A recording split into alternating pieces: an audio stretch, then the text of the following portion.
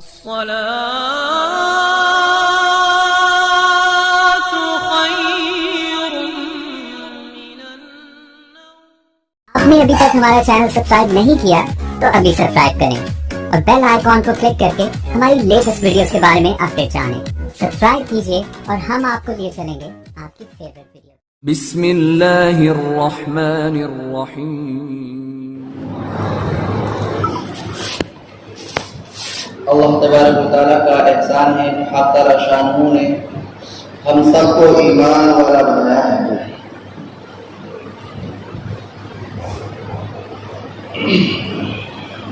اور سب سے بڑا احسان اور اللہ تعالیٰ کا ہمارے اوپر یہ انعام سب سے بڑا یہ ہے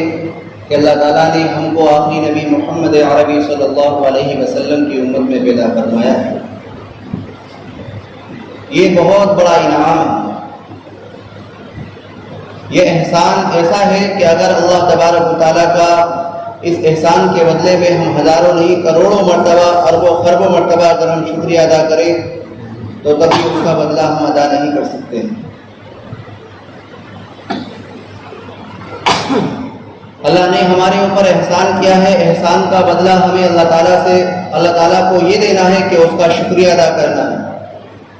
اور شکریہ ادا اسی صورت میں ہو سکتا ہے کہ جب کہ ہم اللہ تبارک و تعالیٰ کے بتلائے ہوئے احکامات پر اور نبی پاک علیہ السلام کے نورانی طریقے کے مطابق زندگی گزاریں گے۔ اگر ہم اللہ کے حکموں کو مانتے ہیں، نبی کے نورانی طریقے کو اپناتے ہیں، تو یاد رکھنا کہ ہم اپنی زندگی کے اندر کامیاب ہیں اور اسی طریقے سے ہم اس احسان کا شکریہ ادا کرنے والے ہیں۔ ورنہ تو آپ نبیوں کی تعریف اٹھا کر کے دیکھ لیجئے، اس امت کے اندر آنے کے بے شمار نبیوں نے اس امت کے اندر آنے کی خواہش کی ہے۔ حضرت موسیٰ علیہ السلام کے بارے میں آتا ہے کہ انہوں نے اللہ تبارک و تعالیٰ سے یہ التجا کی، دعا کی کہ اللہ تبارک و تعالیٰ مجھ سے میری نبوت کو لے لے، لیکن مجھے آخری نبی محمد عربی صلی اللہ علیہ وسلم کی امت میں پیدا کر دے۔ لیکن آج ہمیں یہ انعام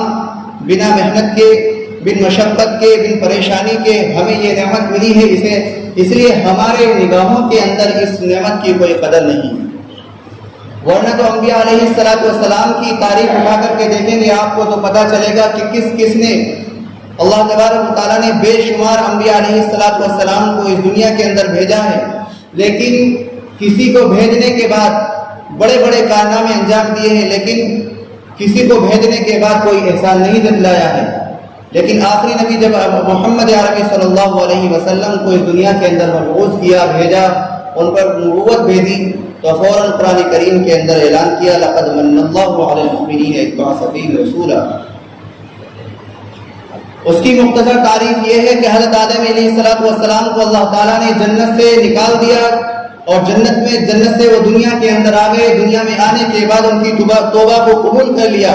لیکن اس کے باوجود بھی احسان نہیں جتلایا ہے۔ حضرت نوح علیہ السلام کو اللہ تبارک و تعالیٰ نے طوفان نوح سے بچا لیا اور جودھی پہاڑ پر ان کی کشتی رک گئی، لیکن احسان نہیں جتلایا ہے۔ حضرت ادریس علیہ السلام کو حضرت یونس علیہ السلام کو مچھلی کے پیٹ کے اندر اللہ تبارک و تعالیٰ نے محفوظ رکھا، لیکن احسان نہیں جتلایا ہے۔ حضرت ادریس علیہ السلام کو آسمان دنیا سے اوپر اٹھا لیا، لیکن احسان نہیں جتلایا۔ حضرت یوسف علیہ السلام کو اللہ تبارک و تعالیٰ نے کنویں کے اندر محفوظ رکھا، لیکن احسان نہیں جتلایا ہے۔ حضرت عیسیٰ علیہ السلام کی حفاظت یہودیوں سے اور عیسائیوں سے کر دی، لیکن احسان نہیں جتلایا ہے۔ حضرت موسیٰ علیہ السلام کو اللہ تبارک و تعالیٰ نے فرعون جیسے ظالم بادشاہ سے نجات دلا دی، پھر تمام بنی اسرائیل کو فرعونیوں سے نجات دلا دی، لیکن احسان نہیں جتلایا ہے۔ اسی طریقے سے آپ تاریخ آگے پڑھیں گے تو حضرت ابراہیم علیہ السلام کے لیے آپ گلے گلزار ہو جاتی ہے، ٹھنڈک کا اور امن و امان کا باعث بن جاتی ہے، لیکن اس وقت بھی اللہ تبارک و تعالیٰ نے قرآن کریم کے اندر احسان نہیں جتلایا ہے۔ لیکن جب ہمارے محمد عربی صلی اللہ علیہ وسلم کی باری آتی ہے تو یہ اعلان اللہ تبارک و تعالیٰ کر دیتا ہے لقد من اللہ علی المؤمنین اذ بعث فیہم رسولا، کہ لوگوں میں تمہارے اوپر ایک احسان کر رہا ہوں، اور وہ احسان یہ ہے کہ میں تمہارے درمیان ایک نبی، آخری نبی محمد عربی صلی اللہ علیہ وسلم کو۔ تو یہ چھوٹا موٹا احسان اللہ تبارک و تعالیٰ نے ہمارے اوپر نہیں کیا، بلکہ یہ بہت بڑا احسان ہے۔ اس احسان کا بدلہ تو ہمیں یہ دینا چاہیے تھا کہ ہر حکم کو اللہ تعالیٰ کے مطابق ہمیں گزارنا چاہیے تھا، نبی پاک علیہ السلام کی نورانی طریقے کے مطابق ہمیں زندگی کو گزارنا چاہیے تھا۔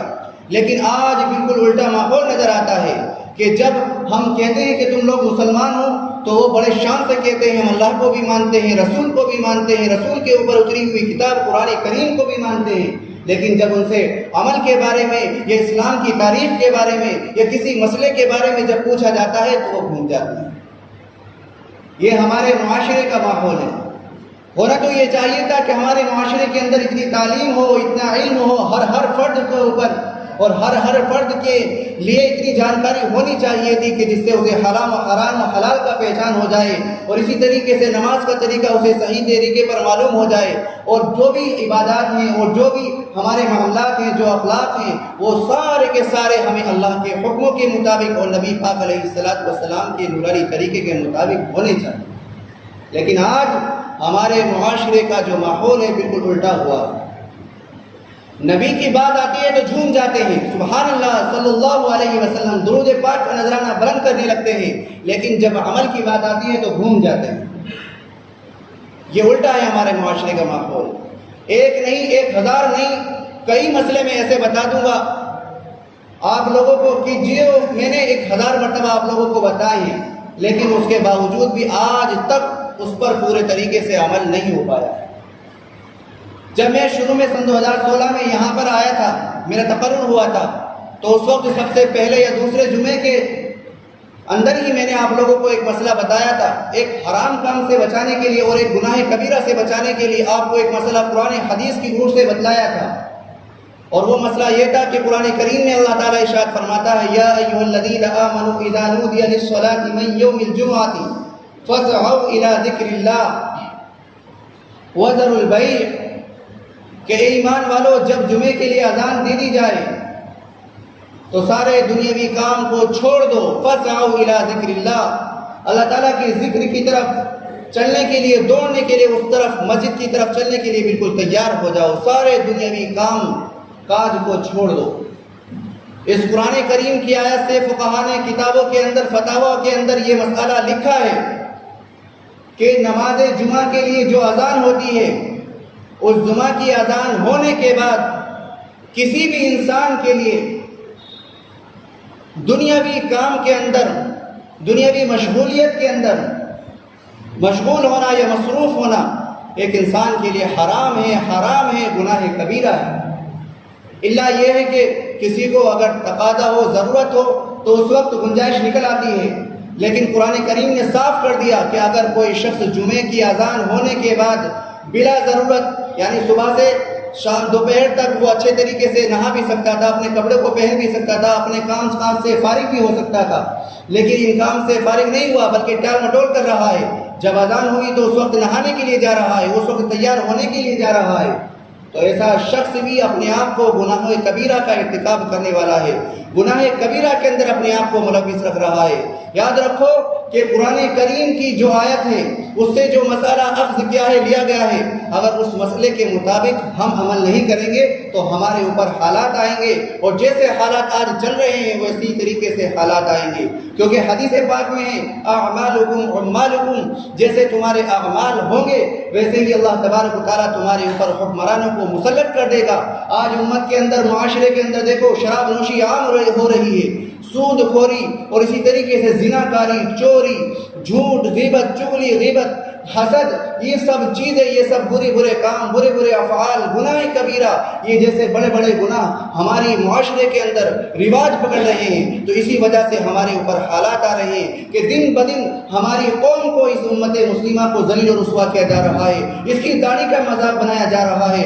شعائر اسلام کی توہین کی جا رہی ہے، ازواج مطہرات جو اللہ کے نبی صلی اللہ علیہ وسلم کی بیویاں ہیں ان کا مذاق اڑایا جا رہا ہے۔ اصحاب رسول صلی اللہ علیہ وسلم جو مقدس جماعت ہے وہ جماعت ہے کہ جسے قرآن کریم نے رضی اللہ عنہم ورضوا عنہ کا پروانہ سنایا کہ اللہ ان سے راضی، وہ اللہ سے راضی۔ اولئک هم المفلحون، یہی وہ لوگ ہیں جو کامیاب ہیں۔ اولئک هم المهتدون، یہی وہ لوگ ہیں جو سیدھی راہ پر چلنے والے ہیں، جنت والے کام کرنے والے ہیں، دوزخ کے راستوں سے، دوزخ والے کاموں سے بچنے والے ہیں۔ لیکن اس کے باوجود بھی آج مسلمانوں کو ذلیل و رسوا کیا جا رہا ہے۔ مسلمانوں جانتے ہو آخر کیوں؟ اس کی سب سے بڑی وجہ، مین وجہ یہی ہے کہ ہم نے اللہ کے حکموں کو نہیں مانا ہے، نبی کے نورانی طریقے کو نہیں اپنایا ہے۔ اگر آج ہم اللہ کے حکموں کی پابندی کر لیتے، نبی کا نورانی طریقہ اختیار کر لیتے تو آج ہمارے اوپر حالات نہیں ہوتے۔ تو میں نے ابھی آپ لوگوں کو ایک مسئلہ بتلایا کہ جمعے کی جب اذان ہو جائے، اس اذان ہونے کے بعد اب کسی بھی انسان کے لیے یہ جائز نہیں ہے کہ وہ دنیاوی کام میں مشغول ہو۔ اگر کوئی شخص مشغول ہو رہا ہے، دنیاوی کام کر رہا ہے اذان کے بعد بھی، تو وہ اپنے آپ کو حرام کام میں ملوث رکھ رہا ہے، حرام کام کر رہا ہے، وہ ناجائز کام کر رہا ہے، اور اسی طریقے سے اپنے آپ کو گناہ کبیرہ کے اندر۔ اس لیے آپ لوگوں کو میں آپ سے درخواست کر رہا ہوں، جیسے ہی جمعے کی اذان ہو جائے فوراً آپ کو مسجد آنا ہے۔ آؤ گے نا بھائی؟ آؤ گے انشاءاللہ۔ سب لوگوں کو اس کو توجہ سے لینا ہے، کیونکہ یاد رکھو کہ گناہ کبیرہ چھوٹا موٹا گناہ نہیں ہوتا ہے۔ گناہ کبیرہ وہ گناہ ہے کہ جو بغیر توبہ کے معاف نہیں ہوتا ہے۔ کبھی آپ سوچو کہ ہم اچھا کام کر لیں گے، صدقہ دے دیں گے، کسی کی بھلائی کر دیں گے، کسی کی رہنمائی کر دیں گے، کسی غریب کی مدد کر دیں گے، صدقہ دے دیں گے، یہ دے دیں گے، وہ دے دیں گے، ہمارے گناہ معاف ہو جائیں گے۔ تو ایسا اچھا کام کرنے سے گناہ کبیرہ کیا نہیں ہوتا بھائی؟ معاف نہیں ہوتا ہے۔ بولتے رہا کرو، ایسا لگنا چاہیے کہ